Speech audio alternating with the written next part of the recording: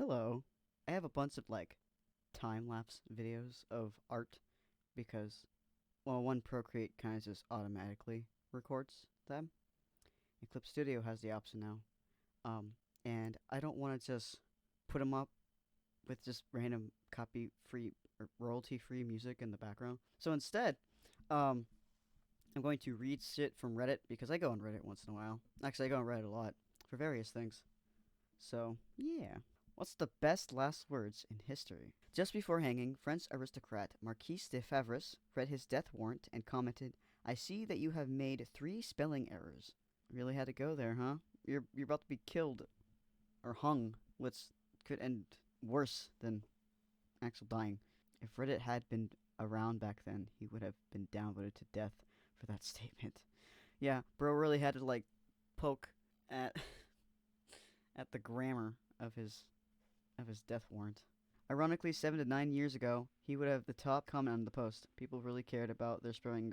That's right. People really would do that. They would That's how you would beat an argument back in the day. Like, oh, you didn't spell your correctly, or you didn't use the right your. You can't spell. I mean, to be fair, I get kind of irritated when someone can't fucking spell. Cause come on, you can look it up. They couldn't hit an elephant at that distance. Union General John Sedgwick? Who is that? Was a military officer and Union Army general during the American Civil War. Oh, okay. I didn't pay attention in history class. I'm guessing he got shot after saying what he said. That's up there with what are you gonna do? Stab me? Terry Kath of Chicago's last words were, what do you think I'm gonna do? Blow my brains out? Did he do that? Wait, how was John killed? Hold on. Here, Wikipedia. Death, here we go. At the beginning of the Battle of Spotsylvania. There's a Spotsylvania courthouse. On May 9th, 1864, his corpse was probing skirmish lines ahead of the. Oh, it's corpse, corpse. Like it's like corpse as in his his troop, not like corpse as his body. Was probing skirmish lines ahead of the left flank of Confederate defenses, and he was directly artillery placements. Confederate sharpshooters were about to 100 yards away from their shot cause members of his staff, infantry from blah, blah, blah, blah, blah, blah, blah. Okay, so here's the full thing. I found the full thing. He was directing artillery placements, and the Confederates were about 100 yards, which is 900 meters. Apparently, the shots from the Confederates were making his men flinch hella bad, which I don't blame them. They are bullets. They're being fired at them to kill them. And so he was just I guess he got super annoyed, and he was like, "What, men dodging this way for single bullets? What will you do when they open fire along the whole lines?" And I guess his men were still flinching hella bad. So he just started saying, "Why are you dodging like this? They couldn't hit an elephant at that distance." And apparently he couldn't finish the sentence because he was shot by a Whitworth rifle bullet moments later under the left eye, mortally wounded. So, yeah, immediately, as he was getting on them, like, "Oh, why you flinching? They can't shoot." As immediately just gets shot while he's freaking saying that shit. Oh, what's the Terry Kath one? I feel like from some of the comments, it's like that's just sad. Also, so easily avoided if you just don't fuck around with guns. Like, yeah, don't play with guns. Who is this other guy though? Oh no, oh no! It says he's a American guitarist and songwriter. Oh no, oh no! What did he do? Oh no, I'm not ready. I don't know who this guy is. Personal life and death. Oh god. Oh, he enjoyed target shooting, and by 1978 was regularly carrying guns. Oh, I see where this is going. Oh no! He spun his unloaded .38 revolver on his finger. Oh no! Put it to his temple and pulled the trigger. Johnson, I don't know who Johnson is. I didn't read the whole article, but Johnson warned Kath several times to be careful. Or Kath, sorry. Johnson warned Kath several times to be careful. Kath picked up a semi-automatic 9mm pistol. Leaning back in a chair, said to Johnson, "Don't worry about it. Look at the clips. Not even in." This is exactly what happened in the Tiger King. Wow. What do you think I'm gonna do? Blow my brain. Oh my god. Oh yeah. Roald Dahl. I can't pronounce his name. Roland Dahl. So I think that's how you pronounce it. The almost final words of writer Roald Dahl were, I'm not frightened. It's just that I will miss all you so much. To his family, after appearing to fall unconscious, the nurse then injected him with morphine to ease his passing, and and said his actual last words. Oh fuck. You know what? That's how I want to go. Just cursing, just accidentally cursing. Hell yeah. Hell yeah. It is the way to go. My parents both passed away while under heavy morphine sedation. That's my plan as well. I have a plan in place. Oh, stage 4. I don't know what SRS is. Or I can't read. CRS is. Hope it's a long way off. Oh, I'm sorry, buddy. Lady, you shot me. By Sam Cooke. Upon having been shot by some lady. Apparently he was a dick. I like his music, but apparently he was a dick. At least that's what these comments. I read some of these before, by the way. I know I cheated. And I wearing only a sport coat and a shoe. What do you mean a sport coat and a shoe? That's it? What do you mean? What do you mean by that? After possibly sexually assaulting a young woman and accosting the woman who shot him, looking for her. Not a good story, top to bottom. Oof. That's a major oof. Yeah, if these are real. I didn't look into it, but if this is actually what happened, that's a big oof. Yeah, there's a lot of mystery about what actually happened that night. Oh, my great uncle was shot and killed in a property dispute, and to our knowledge, his last words were pretty similar. A man of the name who killed him. You shot me, you fucker. I think John Lennon said something similar. I don't know what John Lennon's last words are. I know, like, the whole story was, like, the dude who killed him went up to him, asked for an autograph, and then just shot him. I don't know if he shot him, like, immediately, but it's just insane. Well done on this side. Turn me over. St. Lawrence. After being burned to death on a gridiron? A gridiron? Oh, gridiron. I can't read. Is that true? That sounds fake. Also, who's St. Lawrence? He's a deacon. Died in 258.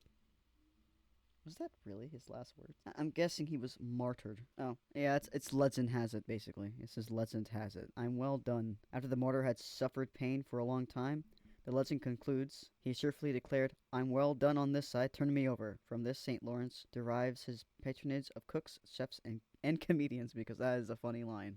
You know what? If you're gonna be martyred, might as well have fun with it, I guess. Or Giles Corey, who said, more weight. I love that. More weight.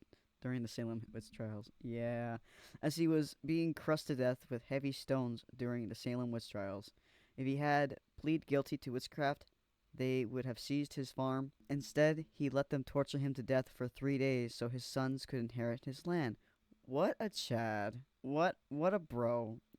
Yeah, you know what? Yeah. I think he was also, if I remember correctly, he was kind of just done with the town's bullshit.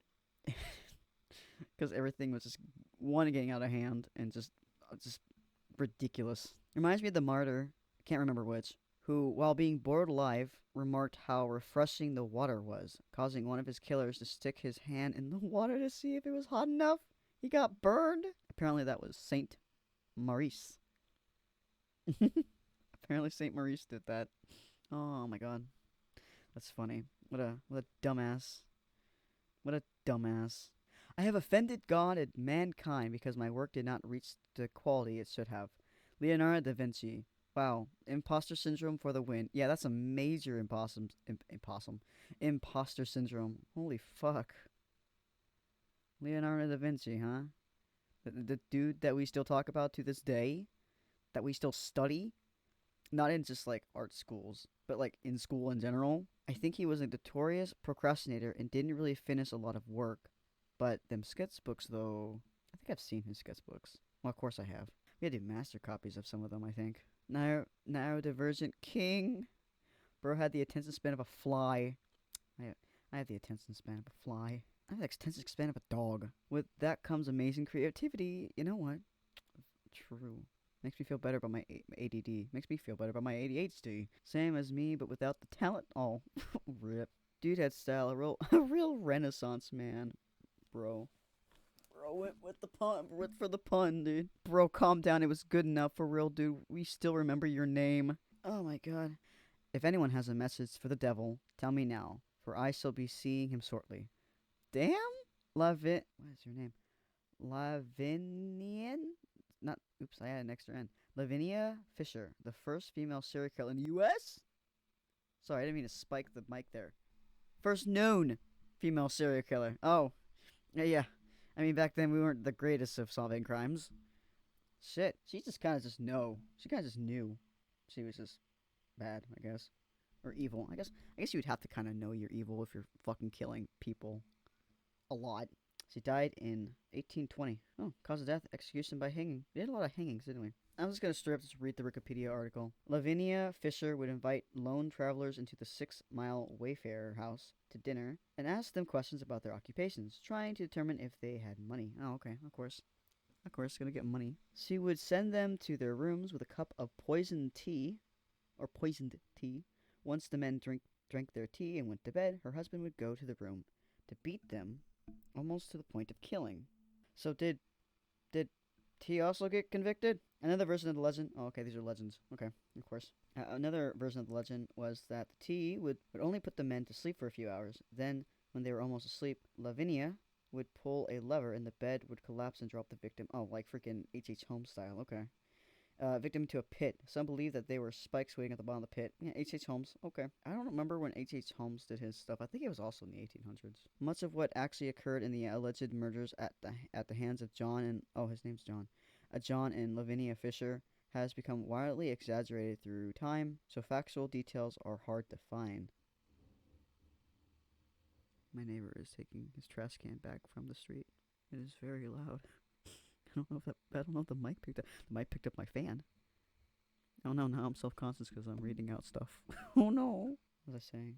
So I guess there's gang activities happening in this neighborhood that Lavinia is in. And then, I'm just going to talk really quietly. And then, a vigilante group, I guess, or gang, come to try to, I guess, combat it? They leave, except for one guy who stays to keep a watch on the area.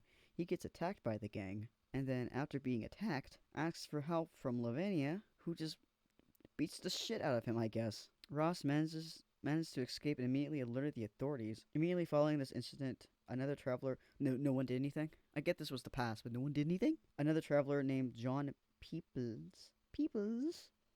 I'm sorry, I don't mean to make fun of your name, dude. Or laugh at your name, asked if there was any vacancies. Lavinia replied that there was unfortunately no room, but he was welcome to come inside and rest and have some tea. Don't drink the tea. John happened to hate tea. Oh, good. And not wanting to seem rude, he dumped it when she wasn't looking. Oh. Man, you must really have to hate tea, but also have some insane manners to not just decline the tea. Hey, it's going to save his life. She interrogated him for hours and eventually said she discovered that, in fact, they did have a room. He then went to bed. He had felt suspicious about the interrogation and was worried about being robbed, so he decided to sleep in the wooden chair by the door. In the middle of the night, he awoke to a loud sound of the bed collapsing and discovered the Fisher's plan. He jumped out the window and rode to Charleston to alert the authorities. So, I guess the bed thing was kind of true, maybe? Based on these two accounts, the assailants were finally identified by name, something that law enforcement had previously lacked. Oh, maybe that's why the cops couldn't do anything. I guess you would kind of need the names of who these people are. Police were immediately dispatched to the location, and during the ensuing investigation, Lavinia and John were located, along with 2 other gang members. Oh, are they part of the gang? I didn't know that. Were they part of the gang? John Fisher surrounded the group in an effort to protect his wife and shield her from possible gunfire. Later during interrogation, he again attempted to protect Lavinia by giving the identities of all involved in the gang. Interesting history lesson for us. We're gonna end there. I'm done reading these things. I'm done. Also, my computer sounds like it needs to rest now. Bye!